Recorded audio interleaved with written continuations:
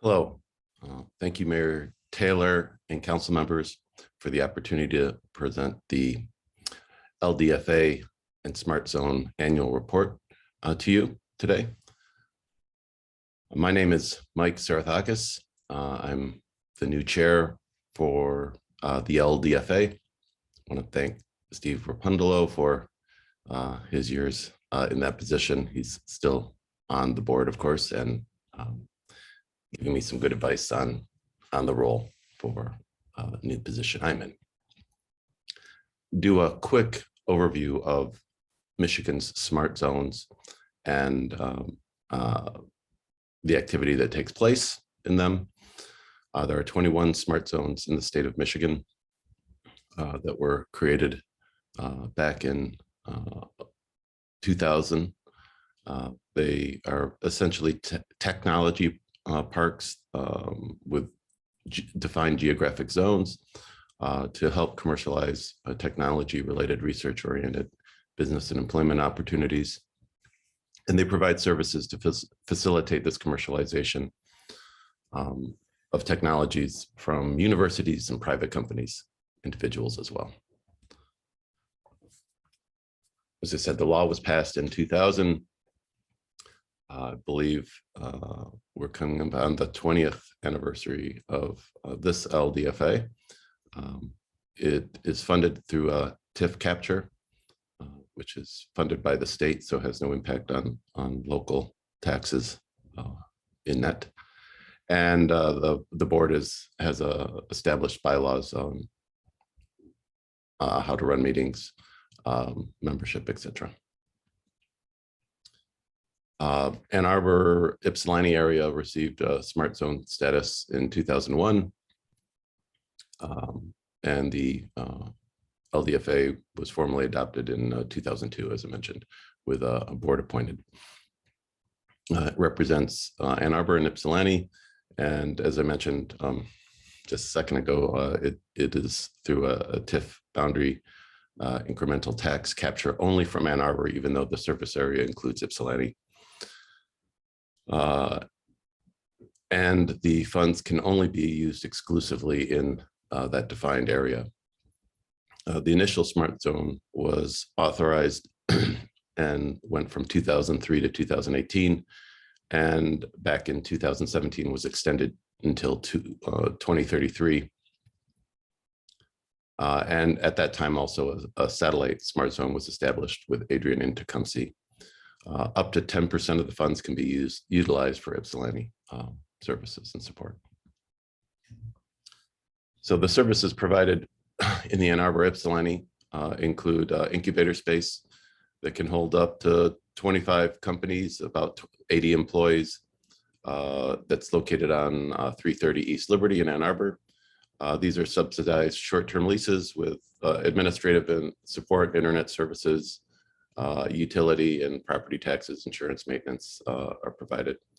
There's very nice meeting space there. They have lots of activities prior to the pandemic and hopefully starting up soon. And there's a similar but smaller facility, Spark East, that is holds up to 15 companies, about 35 employees. In addition, Spark provides accounting services and to support the agreement, as well as marketing and public relations, collateral materials, specifically to LDFA funded programs. So it does not support programs, other activities that Spark does that are supported by the LDFA. Spark provides their services in kind of a three-phased approach. Early screening to see if the proposal that they're considering is a fit, their review with advisors and consultants, and if the project or the company looks promising, it moves to a phase two. Here, there's a much more business-focused look at the capabilities and promise of the business looking for help. Spark also will hire through a program to hire subcontractors to support the activity in that business, And then phase 3 is a much more advanced funding strategy, subcontractor efforts to help companies implement business milestones, budgets, fundraising, marketing of their products, and go-to-market activities. Around this, they have several education components. The Entrepreneurs Boot Camp, probably one of the more well-known, is literally for new entrepreneurs who don't have a lot of experience or any experience in starting a company. They go through a several-week program to learn the ins and outs of starting a company, of hiring people, selling. But in addition, they have many networking events, a CEO master's class.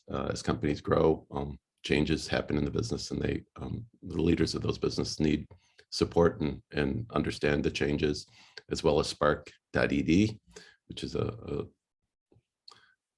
provides additional entrepreneurial materials.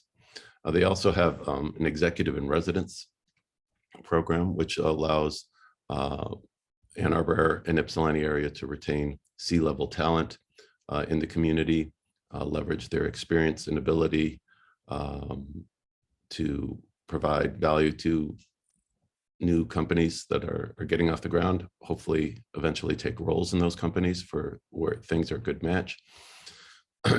LDFA also supported an intern matching funds program where a company could hire an intern for the summer.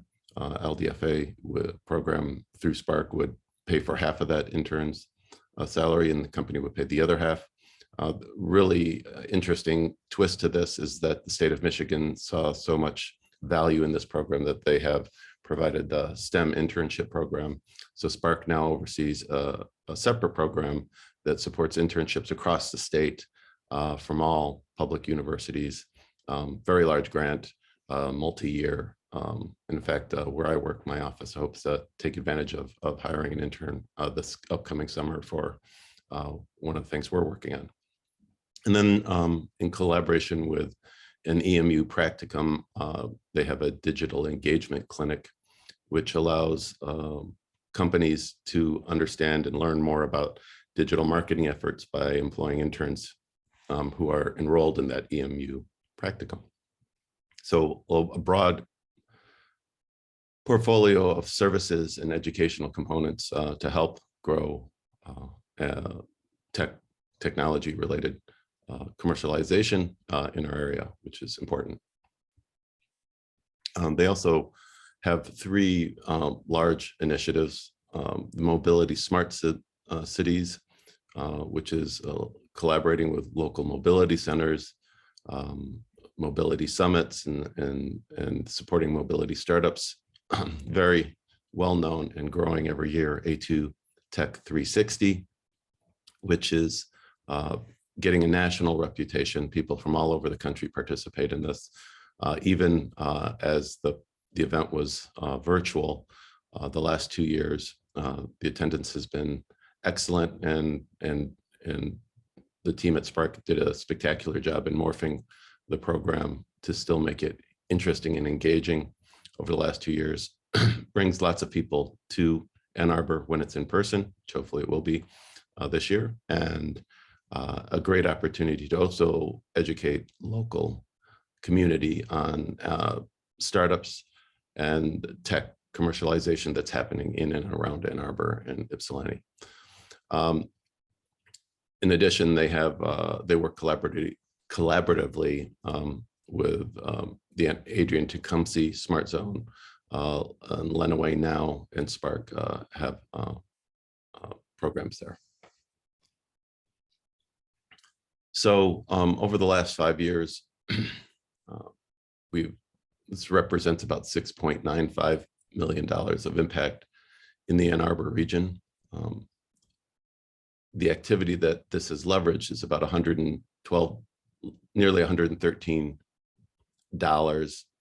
funding. This includes investments in companies, grants that they receive from state and federal agencies. It does not count acquisitions. Ann Arbor's had 2 very large acquisitions in that 5-year period. So it's not counting that number. So it's a great impact on the region, and the dollars leveraged to the activity that the LDFA has supported has had a significant role in generating that leverage dollar number. Spark's worked with 475 companies over this time, which represents nearly 2,800 jobs in the region, and more importantly, an increase of full-time equivalent jobs of just over 1,200 employees. And as you can see, a little hiccup in 2019, but even with the pandemic, the companies served in the LDFA SmartZone is growing year to year.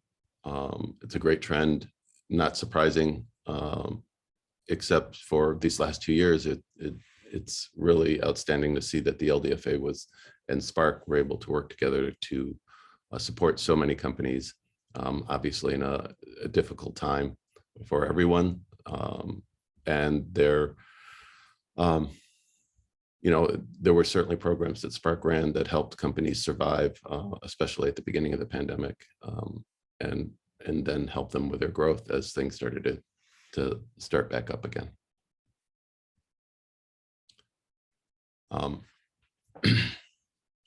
New startups, especially within inexperienced entrepreneurs, need a lot of mentorship and funding. And that's a really important metric for the survival of companies. So over this 5-year period, of the 475 companies that have been served, over half are still in business in the Ann Arbor, city of Ann Arbor.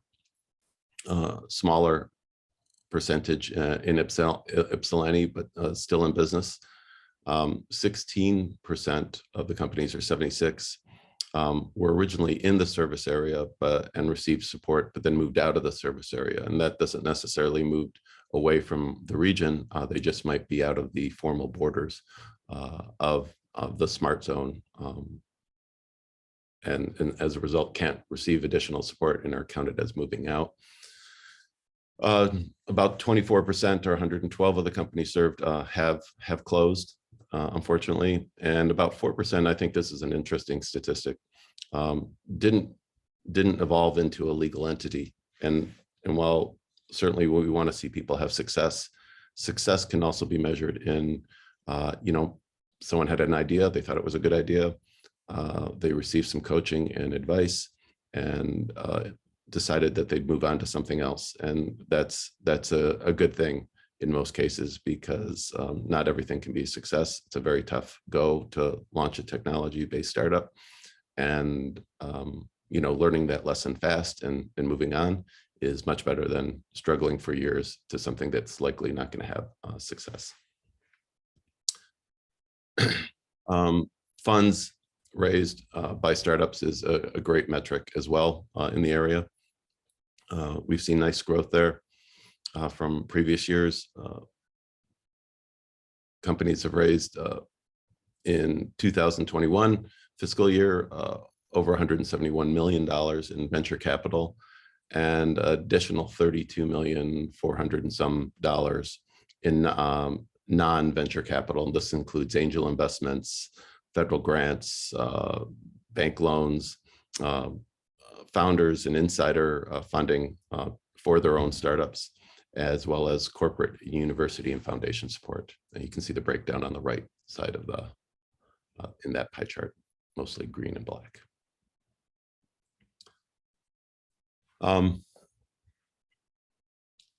Of the 157 companies that received business acceleration services from Spark in 2021, 465 retained jobs. These companies have 807 current FTEs, so there's a growth of over 342 new jobs in the area that receive support. 26 companies went through boot camp. had 38 jobs going into the program, have 44 jobs now. So even these very early stage companies saw some job growth with 5.5 new jobs. And then in regard to the incubator tenants, companies come and go. There's 129 companies were incubator tenants, 403 retained jobs, growth of 169 new jobs there, and six companies graduated to office space, new office space this year. So moved out of the incubator as they grew and had more success.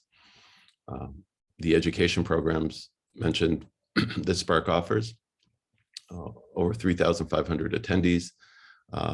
It's a very useful program. We send lots of people there from my work at Innovation Partnerships at U of M.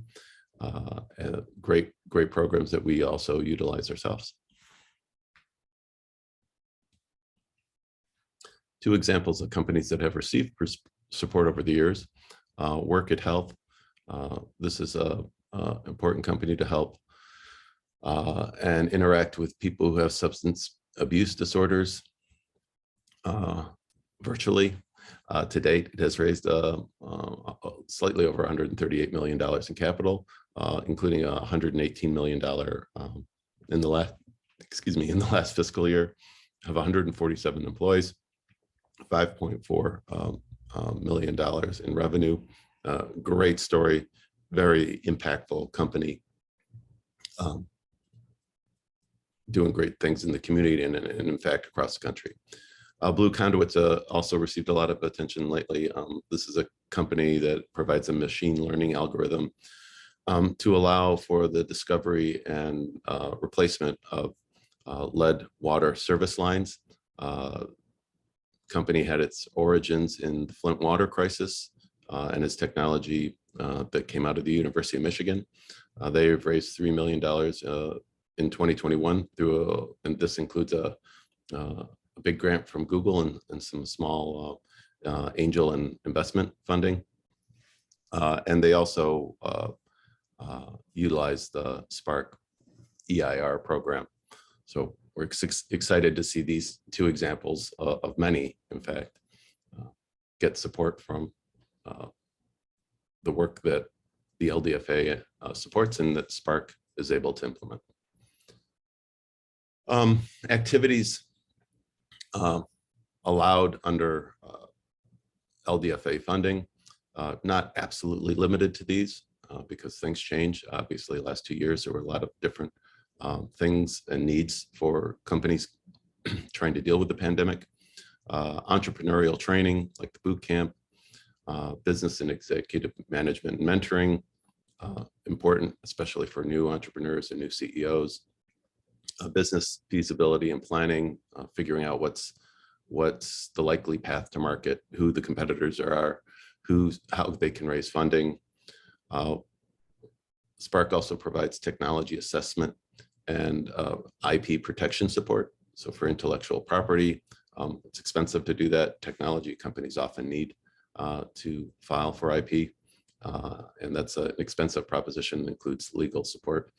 It's great federal program, SBIR and STTR programs provide a phase 1 and phase 2 funding that goes as high as nearly, I think it's $1.5 million of non-dilutive funding.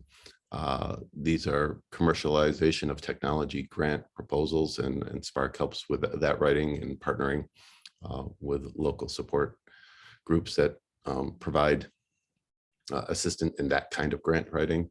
Obviously, incubator, wet lab, and business accelerator services, and supporting that. Spark doesn't have wet lab on their site, but and there's a shortage of lab space in Ann Arbor. So that's something that hopefully we can look into and support further down the road. Then product development. Great technology behind a product, but sometimes it needs to be sussed out to figure out what the market really needs and what they want to see in it. Market analysis, where and when and how are we going to sell this? And then last, but certainly not least, introductions to sources of capital, VCs, there's angel networks. Spark runs their own fund for this kind of activity independently of LDFA support. Very important source of early stage capital for companies in Ann Arbor. They also we're allowed to support the creation of technology parks and infrastructure inside designated smart zone boundaries. This includes, lab space, what have you, but the boundaries are very strict. So for example, many of you may be familiar with MI-HQ, MyHQ, as it's known. They are unfortunately just outside that boundary on the old Gelman site. And as a result, even though they provide great office and lab space, are unable to receive support from the LDFA. And then management, talent, recruitment, retention is very important. Companies have good business leadership. There's often great technical knowledge and know-how inside a company with these founders, but they have not sold to market. They've not raised investment capital. And so trying to get the right people in to understand how to sell into a specific marketplace can be very valuable for a company. And then Spark can work closely with, and does work closely with, universities and research entities to help commercialize or help companies access research that may have an impact on their business. As you can see, the revenue capture, the TIF capture, as the slide states, has grown over the years, expected to continue growing. This allows us to support expanded portfolio of services and expand even, additional funding allowed for the satellite engagement.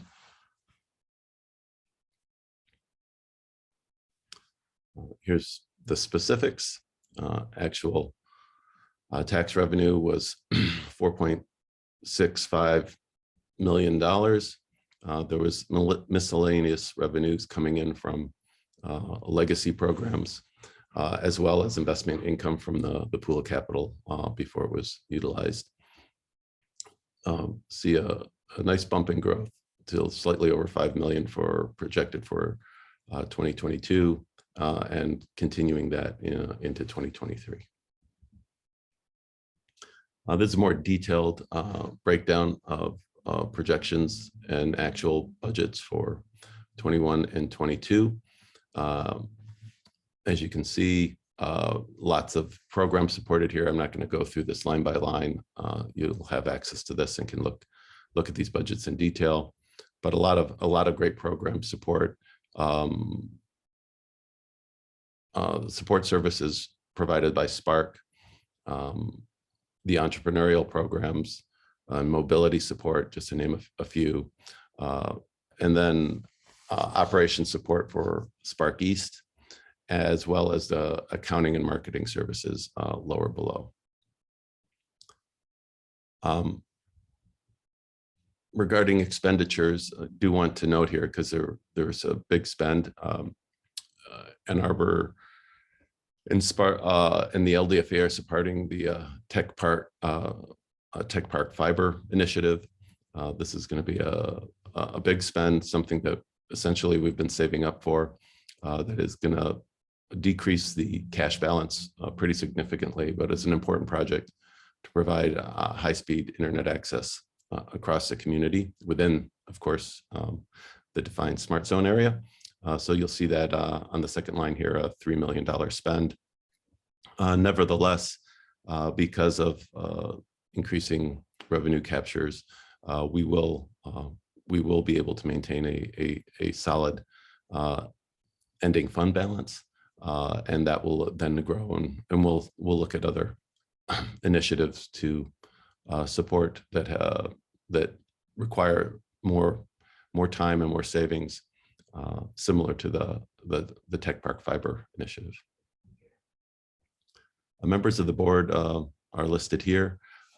Mike Zarathakis, the new chair, I'll call out the new officers. Phil Tepley took on the role as treasurer.